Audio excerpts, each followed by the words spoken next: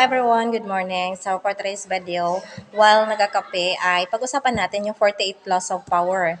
Yung 48 Laws of Power ay according sa book written by Robert Greene. And this was posted on Facebook by Mom Mavangeline Borenes. Okay, shout out sa iyo, Mom. Okay, according to her, according to the book, no, to the reference, there are 48 laws of power. So ito dapat ang i-possess ng bawat individuals, no, para magkaroon siya ng parang power sa sarili. No. Power, it doesn't mean na yung literal na power na pwede tayong maging si Darna, pwede tayong si yung mga superheroes, so hindi po. Ito yun para sa ating yung struggles natin sa buhay ay para ating malampasan through these powers.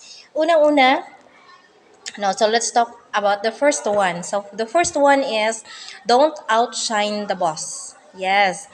So kung nagtatrabaho tayo, mga palangga, so dapat nating pakaiwasan na parang mas marunong pa tayo dun sa ating mga superiors, yung mga nakakataas sa atin, yung mga halimbawa para sa akin isang teacher. So dapat mag-act ako as teacher, classroom teacher, hindi yung parang nag-act ako as principal or school head. So dapat marunong akong tumingin kung ano yung katayuan ko.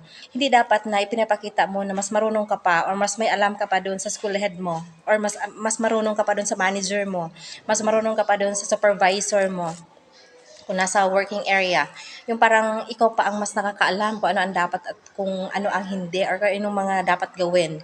So dapat bilang mga kung anong posisyon ka, dapat yun lang ang i-acto natin. Huwag yung parang parang nakaka-trigger ka na ng insecurity.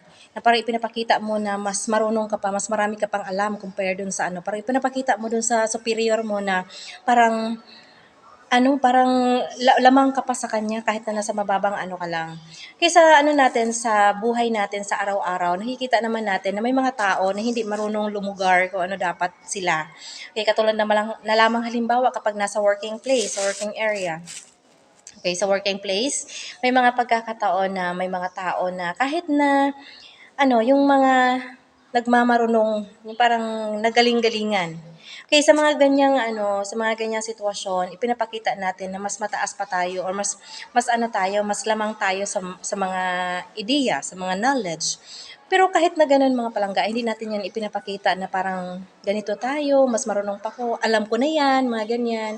Huwag kang umastang ganun. Kasi hindi mo pa yan time, no? Make your superiors feel superior. So dapat ipinapakita natin sa kanila na kahit na may alam ka na at parang tutulungan mo yung superior mo. Yung halimbawa hindi pa niya masyadong yan kasi hindi naman lahat ng bagay ay alam ng isang tao. Kasi tayong mga tao ay meron tayong strength and weaknesses. Kapag ka-strength mo yan, huwag mong ipagmalaki. Na ipinapakita mo na mas marunong ka pa ako dahil mas matibay ako dahil sa inyo. Ganon.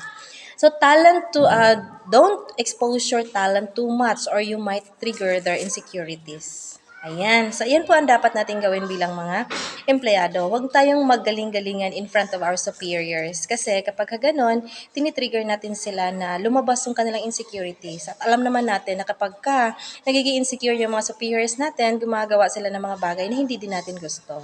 Maraming salamat!